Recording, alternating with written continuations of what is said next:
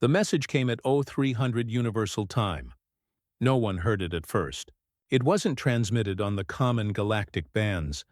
Those had long gone silent under the weight of endless war. Instead, it rode the faint static of dead satellites orbiting forgotten worlds, bouncing between dying stars until it reached a single relay on the edge of Sol's sphere. It was a cry, a voice, raw, broken, and alien, pleading for mercy. Please, whoever hears this. They've burned our worlds. Our children scream in the fire. The Alliance has fallen. The Catharn devour everything. We beg you. We beg for mercy. Then static. Then silence. The recording looped 12 times before it was automatically flagged by the Terran Outer Relay Defense System. It might have been ignored. Just another lost signal from the void, if not for one thing. The energy signature came from the old galactic core routes. No one had sent a transmission from there in over a century. Within minutes, the message reached Earth Command. Within an hour, it reached Admiral Rhea Solon.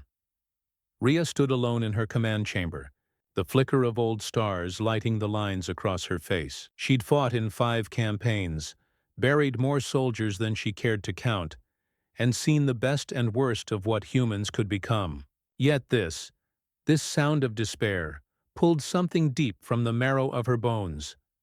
"Play it again," she ordered softly. The AI replayed the message. She listened without blinking. When the static faded again, she whispered, "Catharn." Her adjutant, a young officer barely out of training, looked pale. "Ma'am, if the Catharn are active in the core again—" "They never stopped," Rhea said. "We just stopped listening."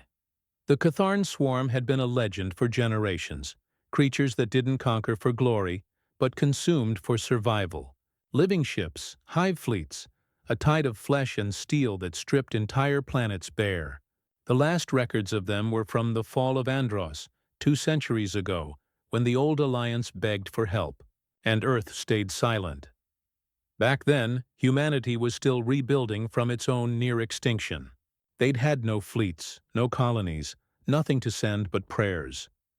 Now, things were different. Earth had become the fortress of the Perseus arm.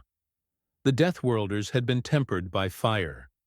Rhea turned toward the wide viewing window. From her station, she could see the Terran Vanguard fleet anchored above the blue arc of Earth. Thousands of ships drifted in silent orbit, sleek gunmetal destroyers, carriers bristling with rail cannons, dropships lined with armor scarred by old wars, humanity's monsters, leashed only by will and discipline. And beneath them, the cradle of mankind turned quietly, beautiful and dangerous as ever. "Send the message to the Council," Rhea ordered. "Wake them, all of them." The Terran High Council assembled in the war chamber, 12 leaders representing the fleets, colonies, and Deathworld training worlds. Each bore scars, some literal, some carved into their souls. The holographic map projected the core sectors, red zones blinking across a field of dead stars. "Confirmed swarm movement in the Central Belt," said General Tarek Voss, head of intelligence. 27 planetary systems dark. Civilizations collapsed. "We estimate 1 trillion casualties across the belt." A low murmur rippled through the chamber. Then Admiral Rhea spoke. "We received a distress signal from one of the last surviving core species, the Sareth. They're not asking for trade or alliance. They're asking for mercy." "Mercy," one of the counselors said bitterly. "They didn't ask for mercy when the core burned Earth's colonies. They called us savages, monsters." "True," Rhea replied, "but the swarm doesn't care who was cruel or kind. It devours all, including those who once spat on us." The room fell quiet. "What do you propose?" Tarek asked finally. Rhea looked around the chamber. Her eyes, cold and gray as the void, met each of theirs. "I propose we answer." The silence that followed wasn't hesitation. It was calculation.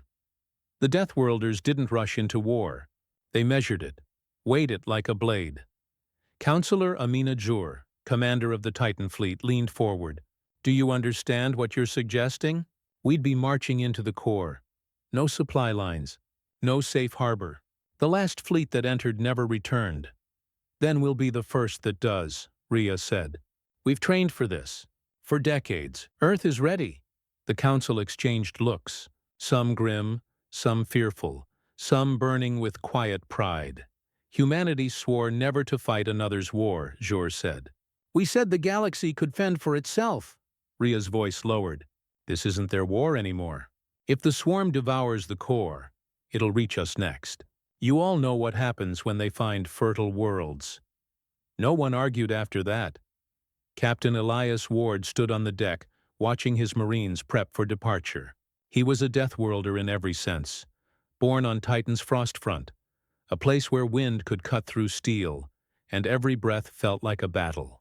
His left arm was synthetic, his right eye a dull silver prosthetic. He wore no medals, just scars. A young Marine approached, helmet tucked under her arm. Sir, are the rumors true? We're heading to the core? Ward glanced at her. If they're rumors, they're good ones. She hesitated. But sir, that's suicide, he smirked. Maybe, but it's our suicide. The deck vibrated as the engines came online. Outside the carrier's hull, the stars shifted, aligning for the jump corridor. Across the fleet, 1,000 ships came to life, each bearing the insignia of a clawed hand gripping the earth, the emblem of the Deathworlders. Ward looked out through the viewing screen, his reflection superimposed on the endless void. They cried for mercy, he murmured. We'll answer in silence. The Sareth had once been proud builders, tall, slender beings of glassy skin and luminous eyes, architects of cities that floated among nebulae.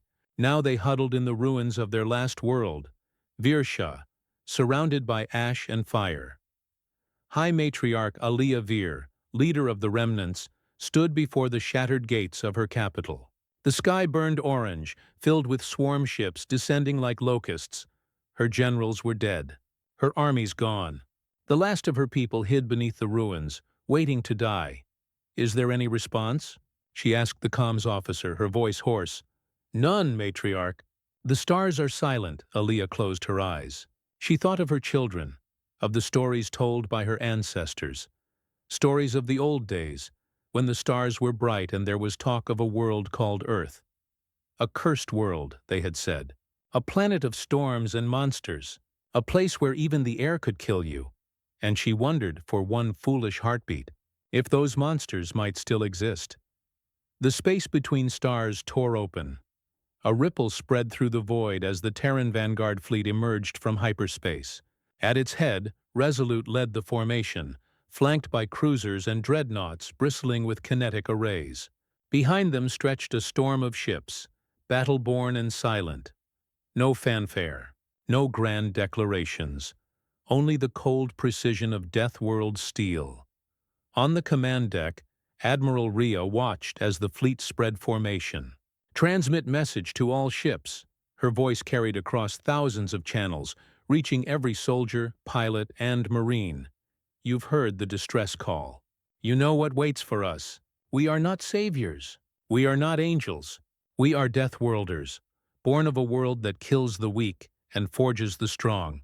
We do not come to bargain. We come to end the swarm. The galaxy cried for mercy. We'll answer the only way we know how. The comms officer signaled readiness.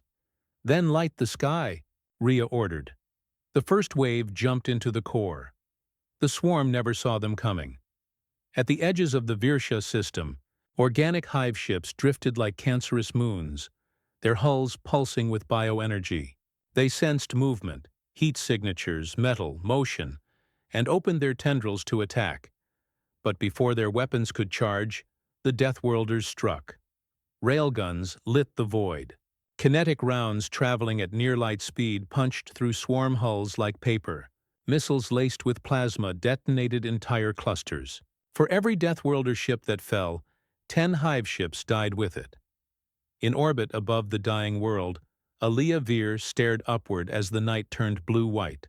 Her people watched from the ruins, awed and terrified. The monsters had come. Who are they? One of her aides whispered. Aliyah didn't know. But in the chaos, one word came through the static, a human voice over the fleet comms. This is the Terran Vanguard.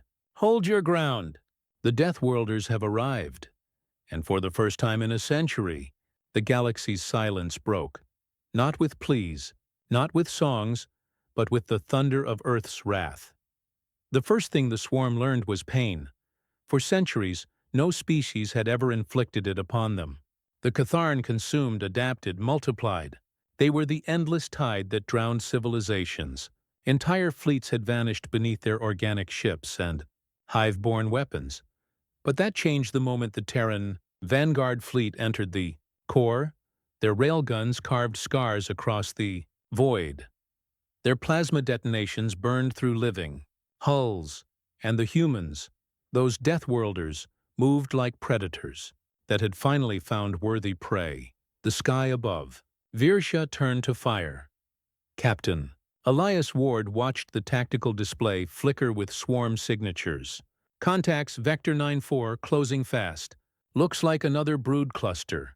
His second officer, Lieutenant Dre, swore softly. That's the fifth wave, sir. They're not even slowing down.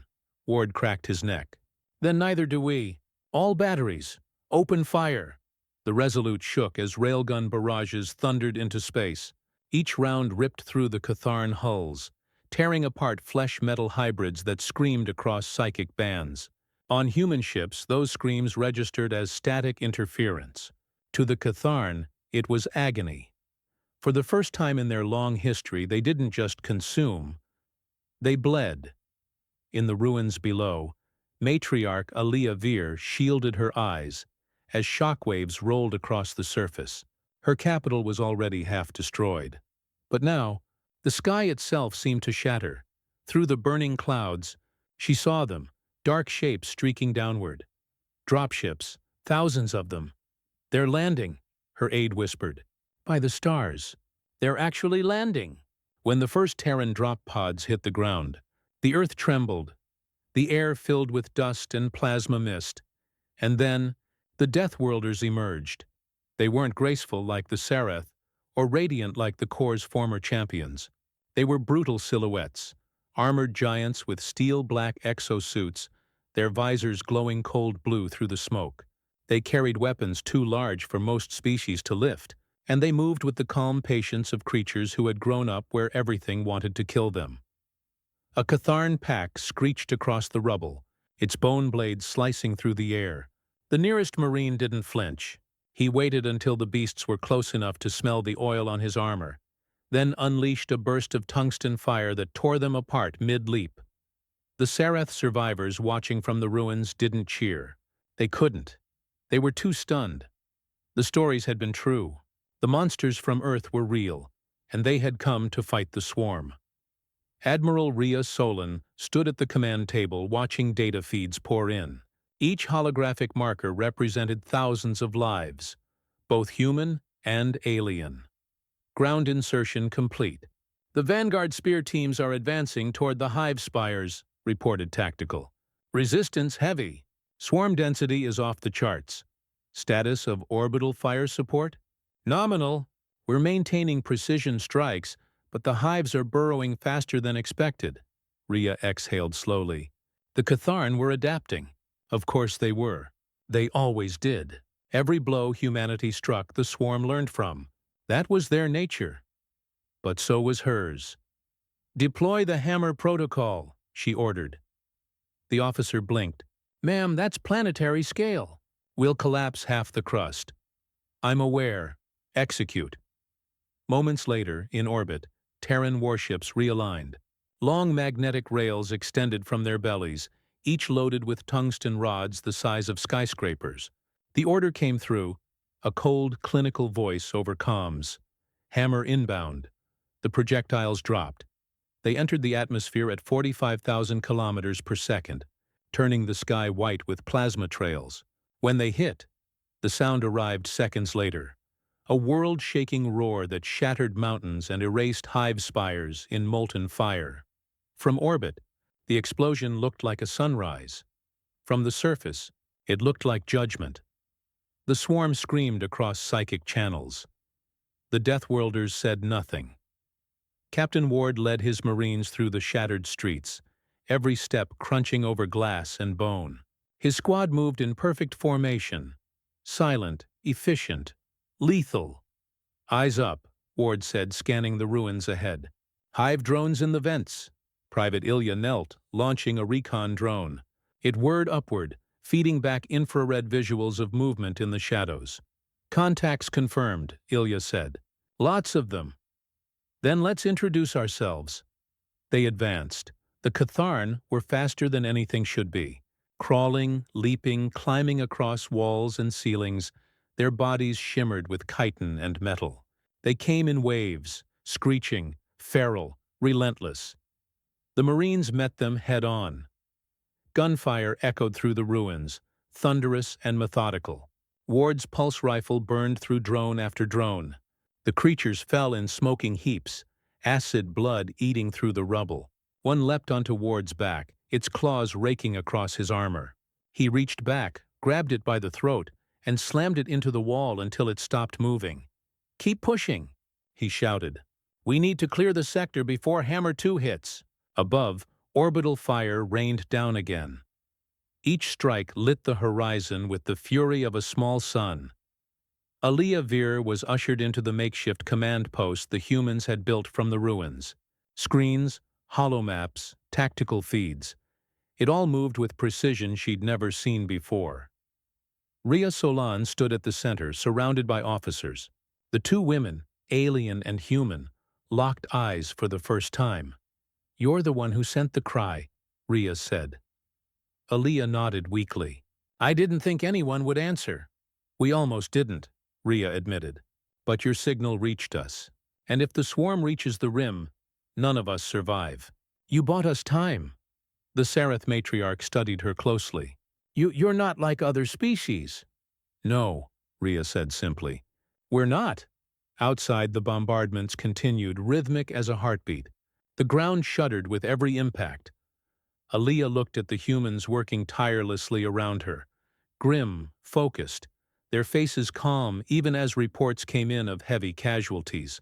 "Your soldiers fight like they've already accepted death." Ria's gaze hardened. "Where we come from, death is just another part of the weather." Deep beneath the crust, the Catharn Queen shuddered. The psychic pain of her dying brood rippled through her neural lattice. Never before had prey struck so hard, so coldly, without fear. She extended her mind across the network, feeling the pulse of thousands of child minds still alive. They trembled. They remembered the pain. That was new. Fear had never existed in their collective before. Her body, a mass of glistening carapace and nerve fiber, convulsed as she reshaped new drones. Sharper claws, thicker armor. Adaptation was survival. She would learn. She would devour them. But above, in orbit, Terran ships monitored her energy spikes. Admiral Ria saw the readings appear on her console. "She's mutating," said her science officer. "If she finishes the cycle, the next wave will be resistant to our rounds." Ria didn't hesitate. "Target coordinates locked?" "Locked, ma'am?" "Then burn her." The TSS Resolute and TSS Iron Dawn aligned their main cannons. Power surged through the conduits.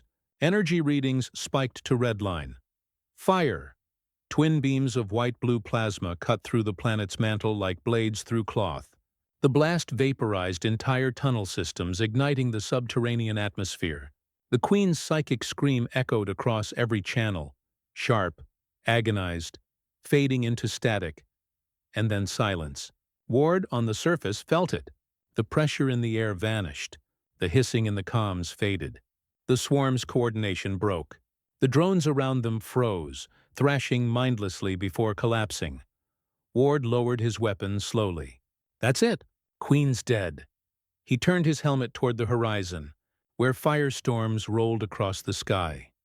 For the first time since the battle began, he allowed himself to breathe. By nightfall, the battle was over. The humans moved through the ruins, clearing what remained of the hive. The Sarath emerged from their hiding places, thin, trembling survivors stepping into the light of a new dawn.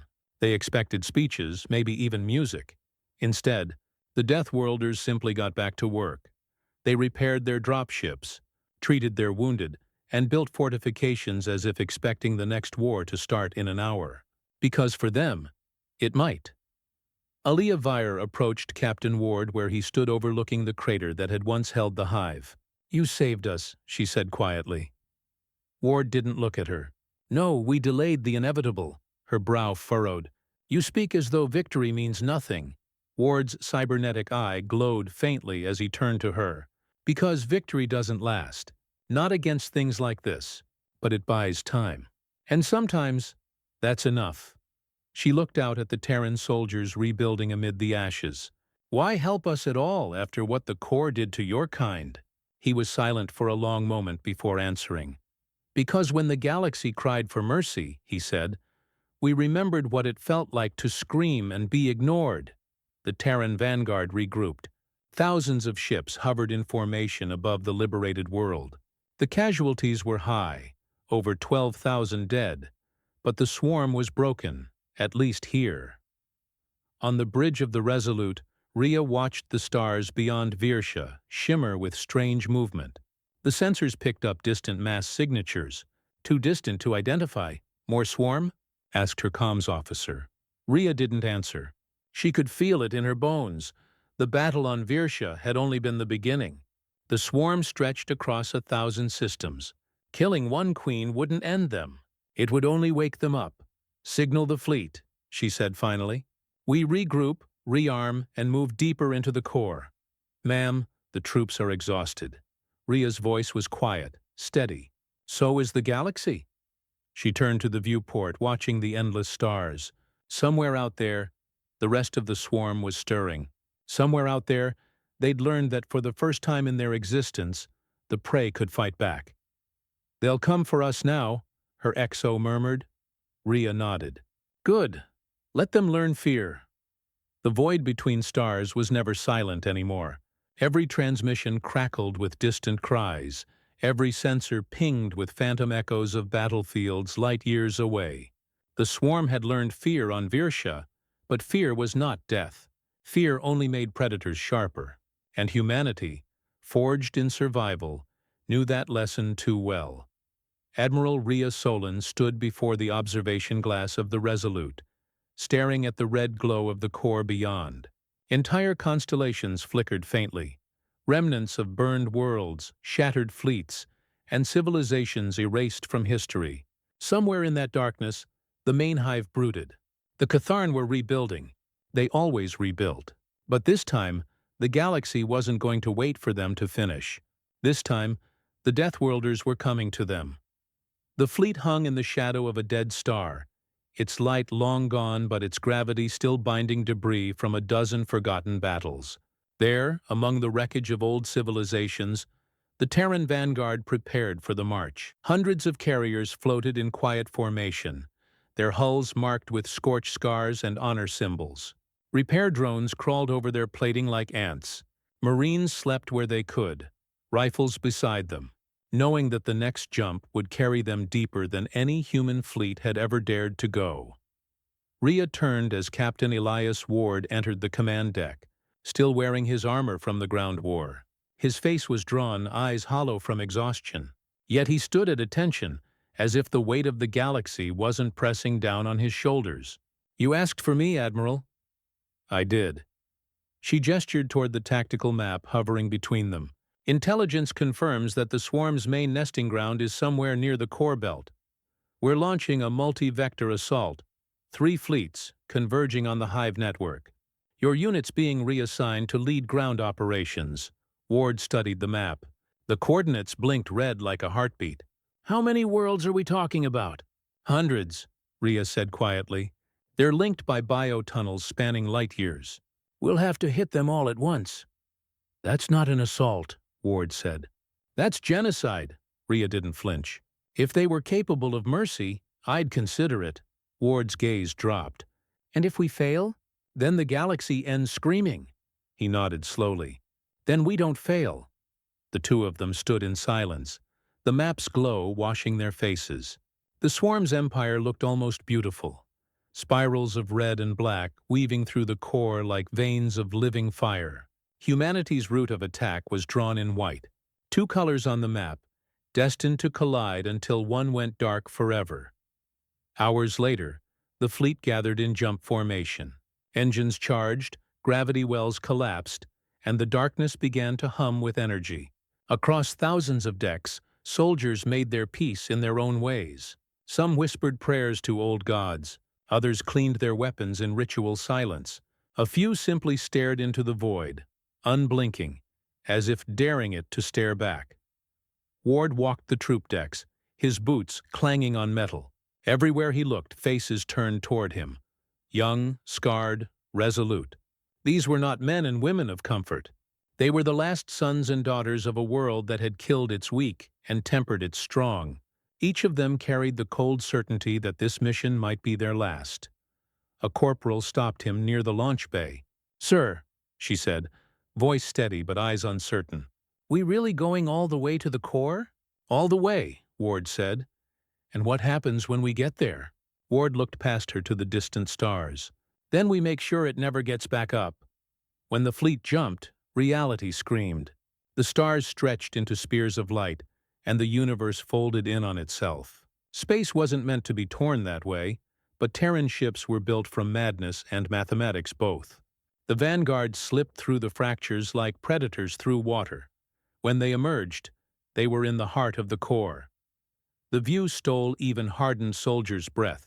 Before them floated the swarm's world. Not a planet, but a colossus, a living organism the size of a small moon. Its surface pulsed with reddish light, vast neural towers rising into space like veins of flesh and steel. Swarm ships orbited it in the millions, an endless mass of organic armor and writhing tendrils. The hive world wasn't hiding. It was waiting. Ria's voice came over every comm channel.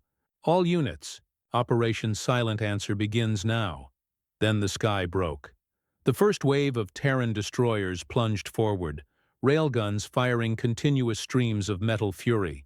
Behind them, carriers launched wings of fighters, sleek, blade-shaped craft with fusion drives glowing like miniature suns. The swarm responded instantly.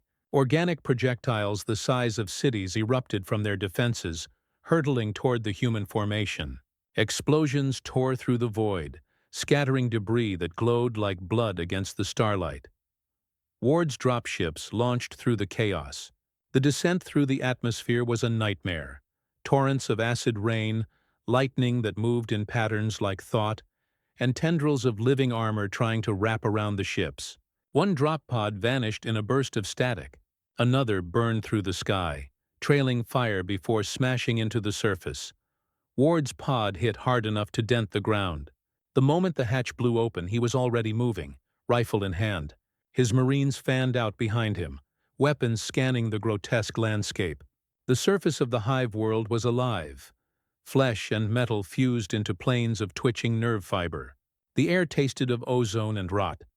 "Command, this is Spear 1, Ward said into his comm. "We're planetside, moving toward the primary neural tower." Ria's voice came back, faint under interference. "Acknowledged. Expect heavy resistance. The hive's awake." No sooner had she said it than the ground around them erupted.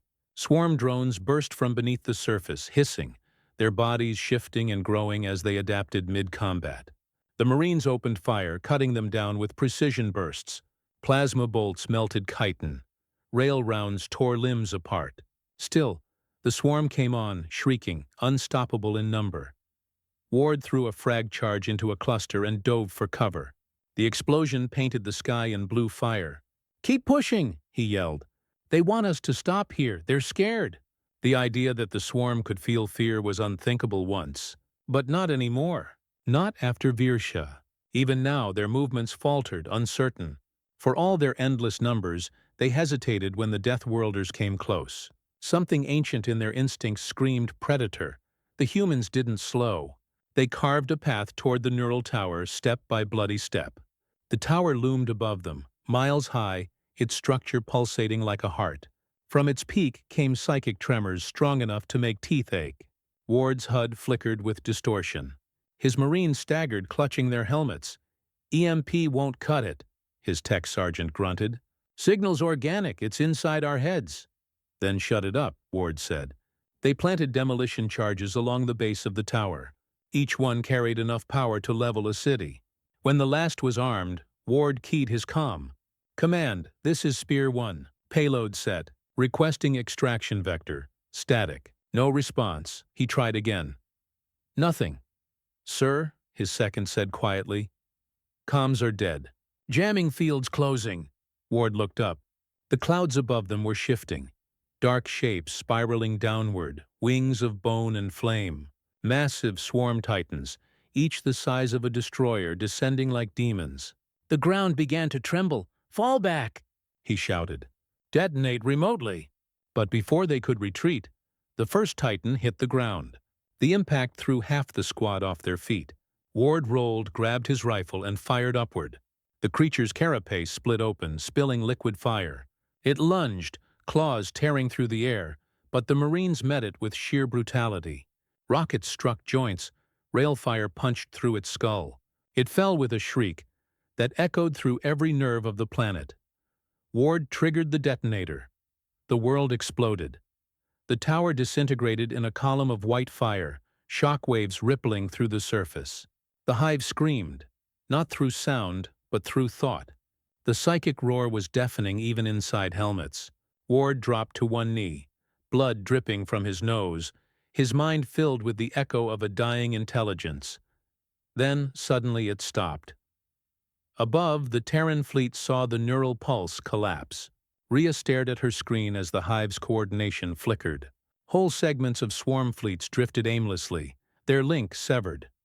Direct hit, an officer reported. Spear 1's charges detonated. We're reading collapse across 70% of the hive network. Rhea exhaled. Signal all ships. Target the gaps. Break them apart. The sky turned white again. Terran cannons fired until their barrels glowed red. Fighters streaked through burning debris, hunting down anything still moving. The swarm tried to reform, but their signals were fractured. Without the neural tower, they fought like beasts, blind, furious, desperate. On the ground, Ward stumbled to his feet amid the ruins of the explosion. Half his squad was gone, the rest wounded. The sky burned overhead, reflecting in his cracked visor.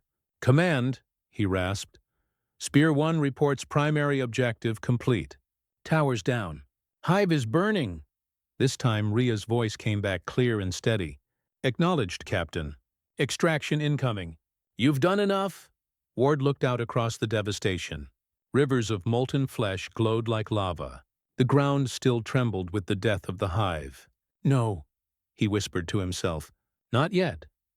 Because deep beneath the surface he could still feel it. The faint echo of another presence. The true queen. The one that had never shown herself. The one whose mind now turned its attention toward humanity. Far above, in orbit, Rhea saw it too. A massive energy signature pulsing in the depths of the planet, larger than anything recorded. It wasn't dying. It was waking up. And for the first time since Virsha, Admiral Rhea Solon felt something colder than victory. It was the sense that the swarm had been waiting for this, waiting for them. The siege of Vega Prime burned across the void like a wound. The sky above the human fortresses was streaked with plasma contrails, and the earth below was blackened from months of constant bombardment. What had once been the proud capital of the Orion Confederacy was now nothing but a graveyard of twisted spires and broken promises. But the Deathworlders still stood, scattered squads of Terran soldiers, dug into the ruins, holding the line against an enemy that numbered in the millions. Colonel Rafe Haldane stood on the shattered balcony of the Vega Citadel, visor cracked, armor scorched, watching as the alien fleet's bombardment intensified. Every strike shook the foundations of the world, and still the Deathworlders held their positions. His comms flickered, distorted by radiation storms and enemy jamming fields. The enemy, the Threx Dominion, had cut off every supply route weeks ago, yet no human had spoken of surrender. Behind him, Captain Lyra from the Orion Resistance approached, dragging a wounded Marine. Her scaled skin was torn and her voice rasped. "Your people don't stop," she muttered, disbelief threading through her exhaustion. "Even when there's no hope left." Rafe didn't look back. "Hope's not a requirement," he said quietly. "Orders are." The Marine stirred weakly. "Sir," he gasped, "Sector 12's gone. They overran it, took the reactor." They're using it to power a gate. They're bringing in more! Rafe's jaw tightened. He could almost hear the enemy drums in the void, those deep, resonant pulses the Threx used to announce victory. But they were too early. The Deathworlders hadn't fallen yet. "Get me orbital command," he ordered. "We need orbital fire before they breach the gate." "Command's gone, sir," Lyra said softly. "The fleet's in retreat." Rafe turned then, his scarred face illuminated by the flames beyond the balcony. "Then we'll hold the gate ourselves." In the rubble below, squads of Marines and exosuited soldiers rallied. The Threx were monstrous in number, insectoid forms surging across the plains, wings shimmering under their pale moons. But the humans were born of a harsher world. Where the Threx fed on conquest, humans fed on defiance. They had been tempered by gravity that crushed bones, diseases that wiped out nations, oceans that drowned civilizations. The word retreat had never taken root in Earth's soil. The Threx gate roared to life in a storm of violet energy, and Rafe could see it, a swirling maw of light tearing through the night. Each ripple meant another dropship, another swarm. His helmet comm crackled to life again. "Colonel, this is Commander Vasquez aboard the Dauntless. We're still in orbit, barely. We've got one salvo left before the core goes critical. You want it?" Rafe's eyes fixed on the gate. He knew what it meant. "Bring it down," he said. "And don't miss." "Copy that." "Godspeed, Colonel." The sky split open.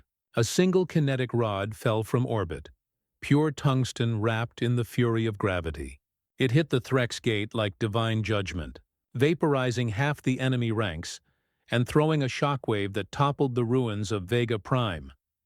Rafe and his men were thrown into the dust, armor screaming from the impact. For a moment, silence. Then the roar of human voices rose through the smoke. They weren't dead. Not yet.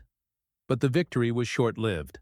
Sensors pinged with new signatures, massive warships emerging from hyperspace. The Threx were sending reinforcements from 3 systems away. The orbital strike had only bought hours, maybe less. In the command bunker, Rafe met with his remaining officers. Their faces were hollow, armor dented, eyes ringed with exhaustion. "We've got no ships, no supplies, and no comms," said Lieutenant Harper, wiping grime from his brow. "What's the play?" Rafe looked over the holographic map, its surface flickering. "We hold," he said. "We keep them here long enough for the rest of the fleet to regroup at Sol. Vega Prime becomes our shield." Lyra slammed a clawed hand on the table. "You'll all die here. You humans fight like it means something, but there's no victory left." Rafe met her gaze. "You're wrong. If Vega falls buying time for one more ship to reach home, that's victory enough." The bunker shook as another bombardment began. Dust fell from the ceiling like rain. "Positions!" Rafe barked. The Deathworlders moved. No hesitation, no fear. Outside, the Threx swarms advanced once more, blackening the horizon. The humans deployed into the ruins, snipers taking vantage points, heavy mechs bracing along collapsed streets, medics setting up makeshift triage stations. Every soldier knew what this meant. They weren't fighting to win. They were fighting to be remembered. When the Threx wave hit, the ground turned to chaos. Plasma and tracer fire painted the night in streaks of blue and red. Human mechs tore through the front ranks with shoulder cannons. But the Threx were endless. One Marine shouted through the comms, "Sector 4's breached! They're in the tunnels! Seal them off!" Rafe ordered. "Collapse the tunnels if you have to." Harper's voice came back, static-laced. "Sir, there are men still down there." "Then they die holding the line," Rafe said grimly. "No one gets through." Hours blurred into madness. Rafe fought in the streets himself, rifle overheating, armor plating shattering under the enemy's acid fire. He saw men and women fall, some screaming, others silent. He saw Lyra beside him, wielding a salvaged plasma cannon twice her size, roaring curses in both her tongue and his. By dawn, or what passed for dawn on Vega Prime, the city was unrecognizable. The Threx had taken half of it. The Deathworlders held the rest by sheer will. When the final push came, the sky darkened again, massive shapes blocking the sun. It wasn't more Threx ships this time. It was human. Rafe's comm crackled once more. "This is Admiral Kepler of the Ragnarok fleet. We heard your signal flare." Rafe could barely believe it. "You came back." "We don't leave Deathworlders behind," the Admiral said. "Now step back, Colonel. It's our turn." From orbit, a line of Terran dreadnoughts opened fire. Planet-cracking beams lanced down, erasing entire Threx divisions in seconds. The enemy ships in orbit broke apart under the barrage. The Threx fleet hadn't expected them to return. They'd thought humanity would retreat, regroup, and hide. They were wrong. As the bombardment cleared, Rafe looked out over the ruins of Vega Prime. The Deathworlders were still standing, bloodied but unbroken. Around him, the surviving soldiers stared at the sky, watching streaks of light fall like 1,000 comets. Lyra turned to him, voice trembling. "You people, you really came back from extinction." Rafe's expression was hard, but his voice was quiet. "We don't know how to do anything else."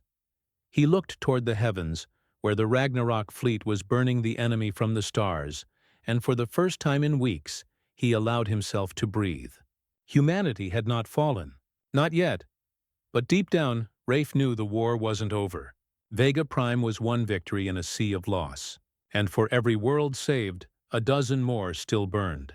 The galaxy had called for mercy, and humanity had answered, not with surrender, but with silence and fire.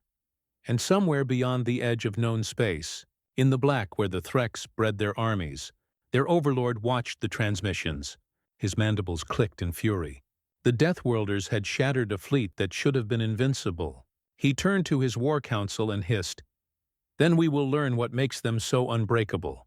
And when we do, the Earth will burn last." Rafe didn't know that yet, for now he only knew that Vega Prime still stood.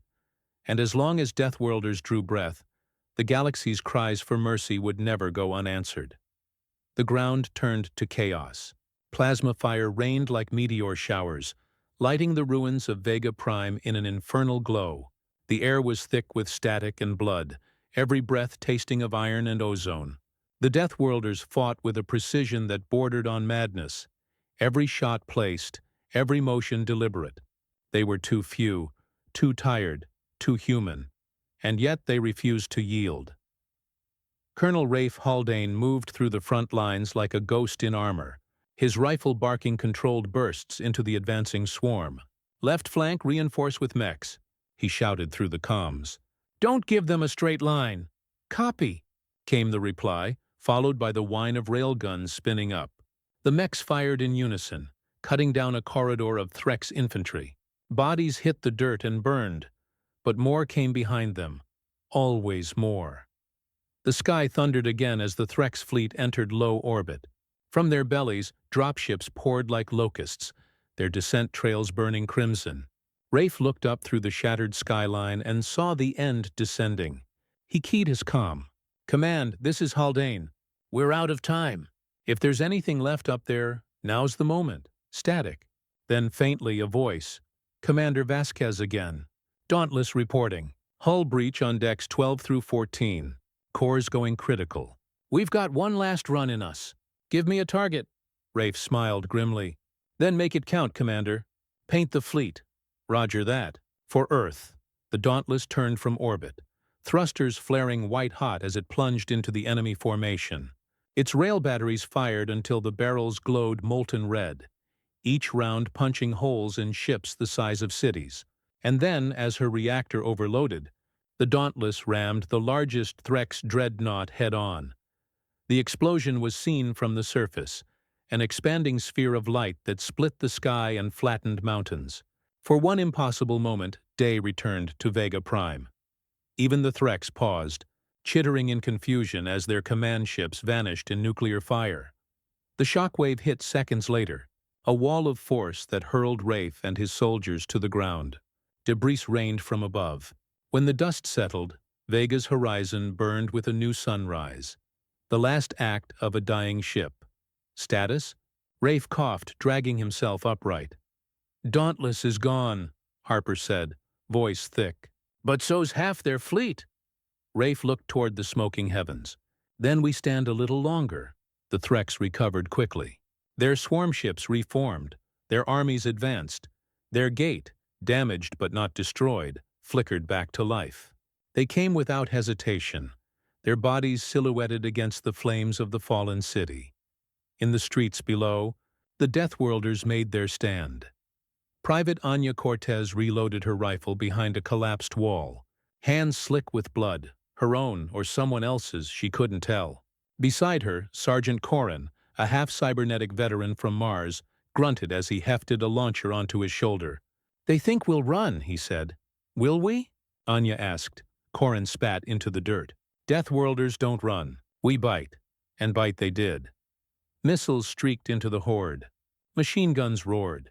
The ground trembled as exosuits waded into melee, crushing Threx warriors beneath titanium fists. Every inch of ground was bought with blood, and still, somehow, the humans held. In the command bunker, Lyra watched through the tactical feed, disbelief and awe mixing in her eyes. "You can't win this," she whispered. Rafe, hunched over the holomap, didn't look up. "Maybe not, but the longer we fight, the longer Sol prepares. That's what matters. But why?" she demanded. "Why die for a world that will never even know your names?" He finally turned, meeting her gaze with the calm of a man who'd made peace with his death. "Because someone has to." The galaxy forgot what standing meant. "We're here to remind it." Outside, another explosion tore through the ruins. Communications went dark. The Threx were closing in. "Colonel," Harper shouted over the din. "They've breached the northern line." Rafe grabbed his rifle and slammed a fresh magazine in place. "Then that's where we'll meet them." He led the charge himself, armor gleaming in the firelight. The humans met the enemy in hand-to-hand combat, blades of plasma and steel clashing in the smoke. The Threx were stronger, faster, and endless, but the humans were relentless. They fought like they had nothing left to lose, and that made them unstoppable. One by one, the soldiers fell. Corrin went down under a pile of enemies, still firing until his weapon melted. Anya was hit by shrapnel, but she kept fighting, dragging herself into position to detonate a last charge. Every death slowed the swarm by inches. Every breath bought time. Rafe fought at the center, his visor cracked open to the poisonous air. His lungs burned, his armor was failing, but his rifle was steady. Around him the enemy pressed closer. Through the haze, he could see the gate pulsing brighter, ready to bring another army through. He keyed his comm. "This is Haldane. To any ship still listening. Vega Prime is lost. Repeat, lost. But we've stalled them. The rest is yours." Static. Then a voice, faint but clear. "Admiral Rhea Solon." "Copy, Colonel." "The Vanguard is on approach." "You did enough." Rafe smiled through blood. "About damn time." But there was no time left to see it. The Threx surged, overwhelming the last barricade. Rafe's rifle clicked empty. He drew his combat knife instead, a human relic forged from tungsten and earth steel, the kind of weapon made for killing up close. When the first Threx lunged, he met it head-on, driving the blade through its skull. The gate flared behind him, lightning streaking through the ruins. He turned toward it, clutching a detonator. "For Sol," he whispered, and pressed the switch. The charge detonated beneath the reactor. The explosion consumed the gate, the Threx, and everything within miles. The shockwave raced outward, swallowing the citadel, the ruins, and finally, Colonel Rafe Haldane himself. From orbit, the Terran Vanguard arrived to find Vega Prime burning. Admiral Rhea Solon stood on the bridge of the Resolute, her face unreadable. "Status? Colony destroyed," her XO said softly. "But the gate is gone.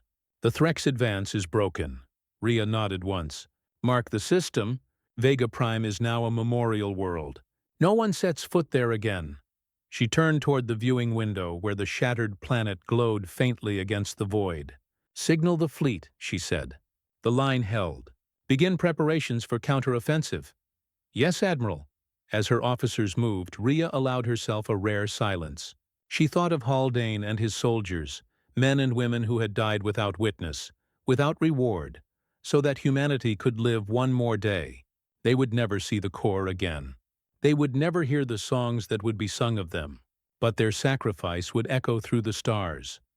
Outside the viewport, the Deathworlder fleet spread across the horizon. Thousands of ships, battered but unbroken. The stars reflected off their armor like the eyes of predators waiting in the dark. Rhea spoke softly, her words carried only by the hum of the ship. "The galaxy cried for mercy once," she said. "Now it will learn what mercy costs." The fleet engines ignited, lighting the void with white flame, and the Deathworlders marched once more into the dark.